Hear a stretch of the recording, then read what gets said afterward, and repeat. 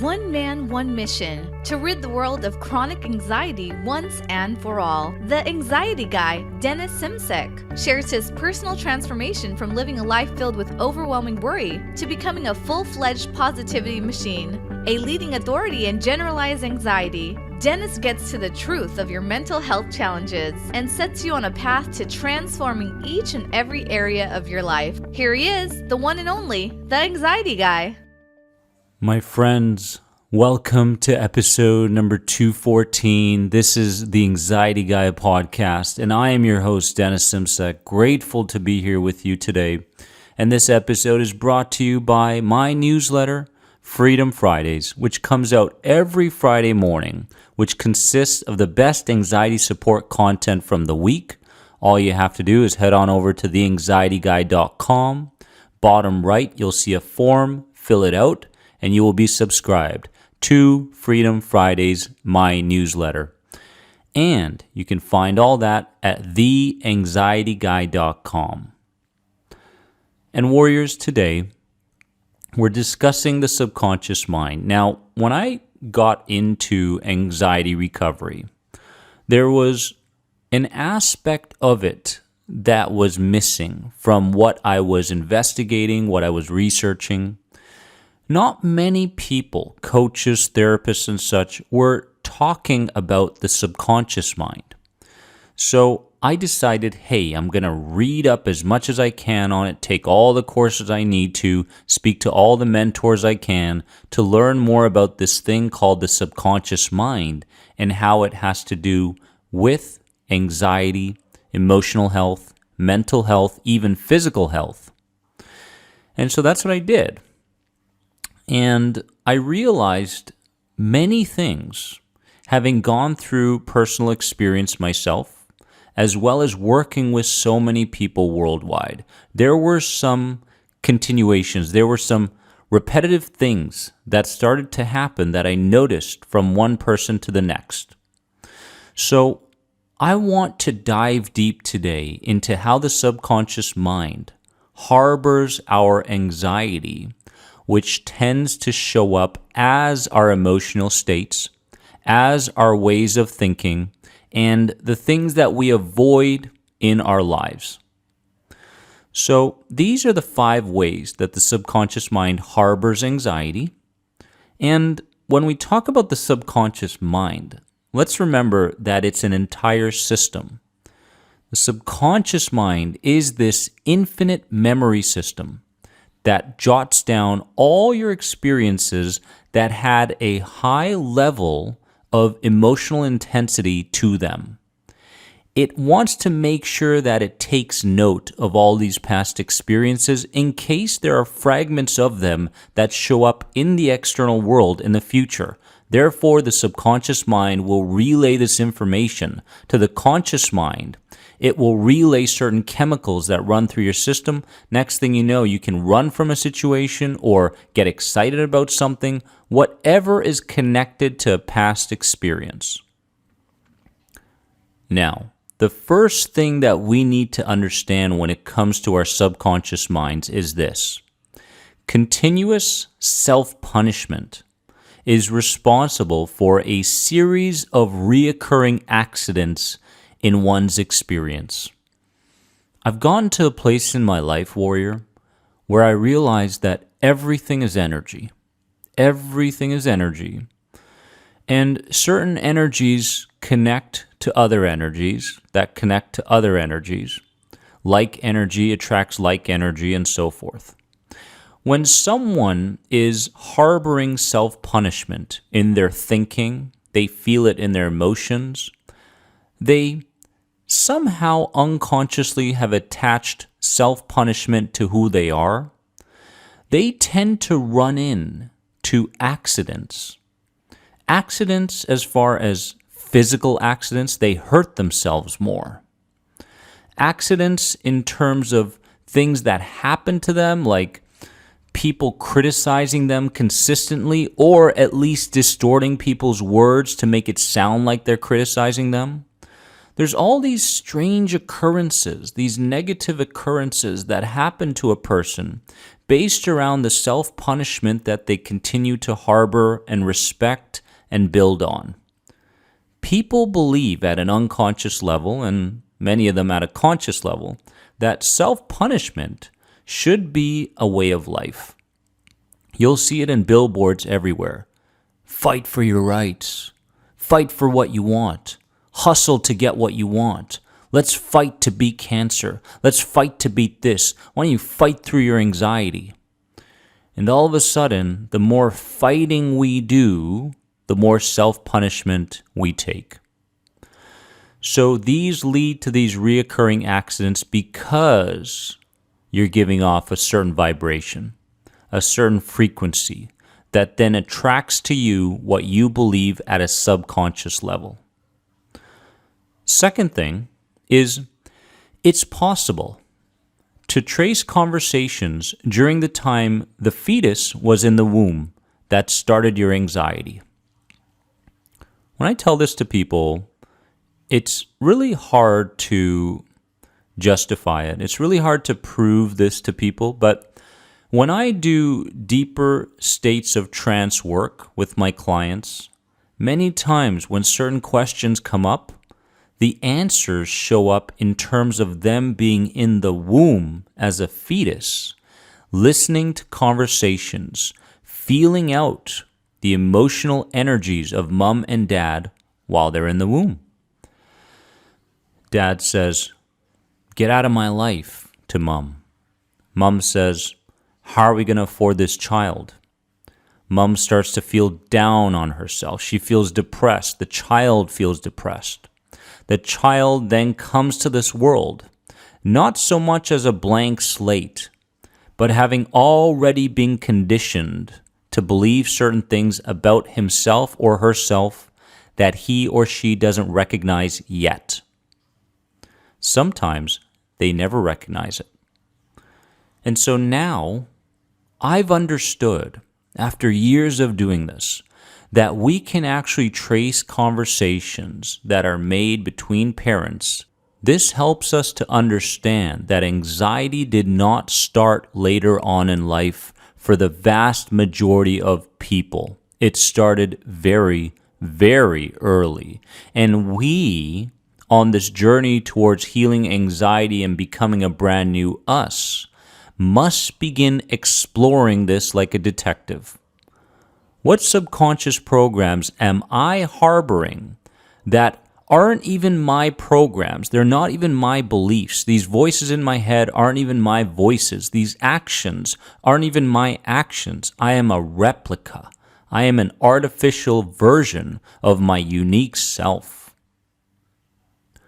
Number 3 is the body harbors emotions and memories, since the subconscious is composed of the brain, the spinal cord, and a network of nerves. So when we talk about the subconscious mind, we must always talk about the subconscious body as well. Okay? Whatever the mind stores, so does the body.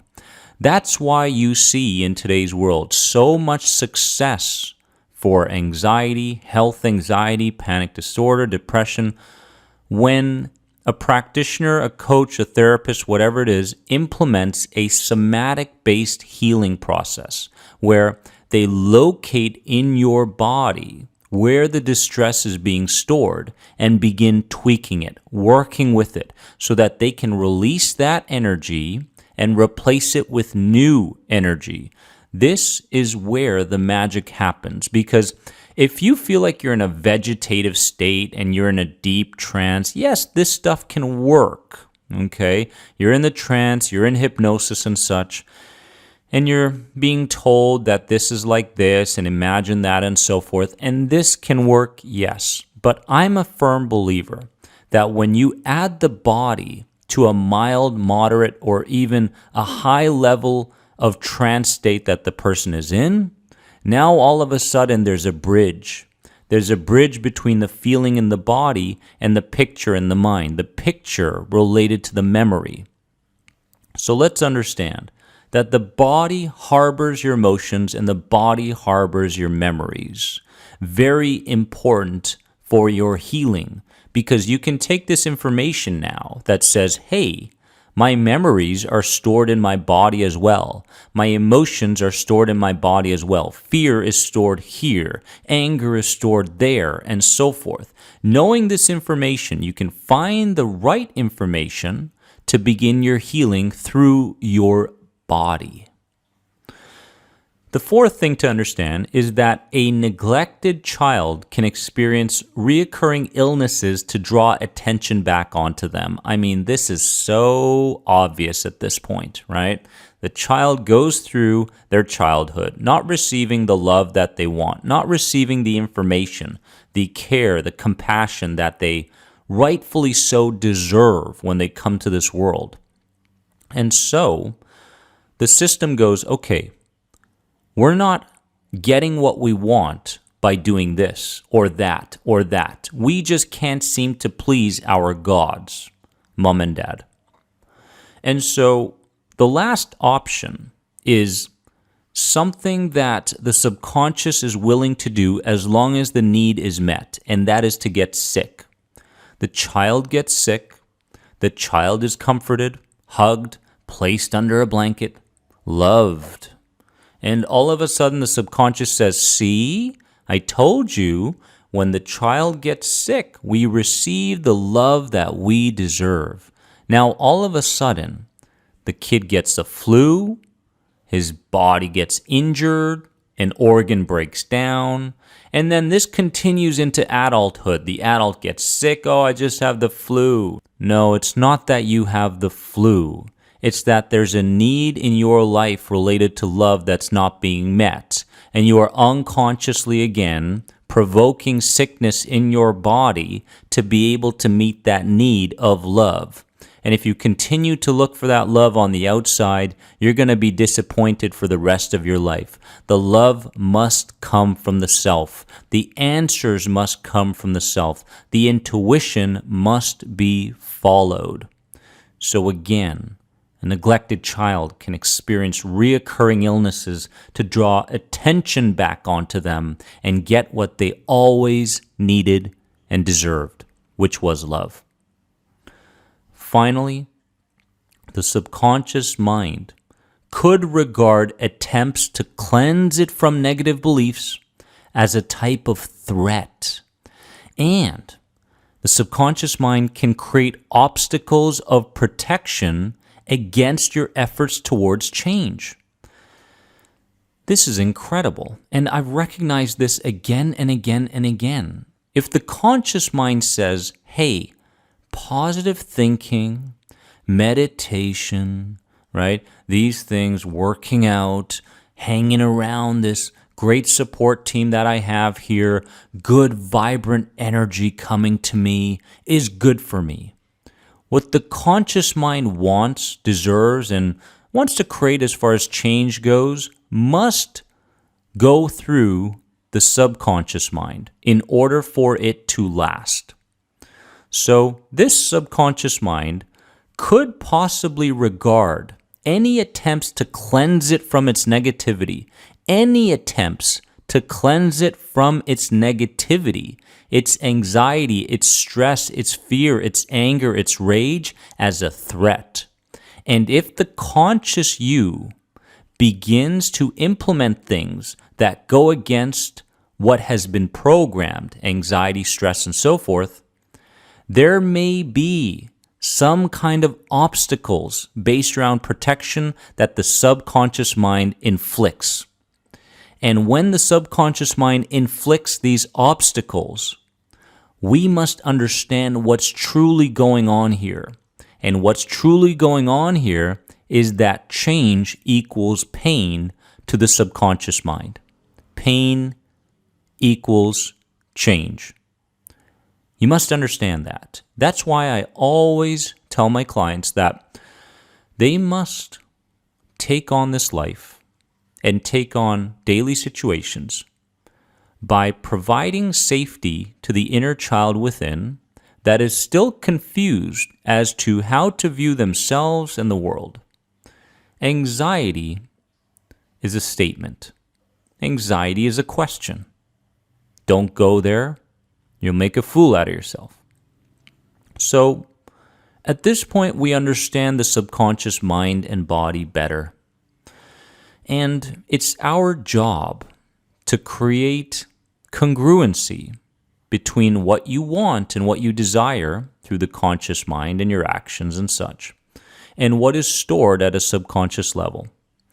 When that congruency shows up through repetition, through a history of success, they begin to hold hands.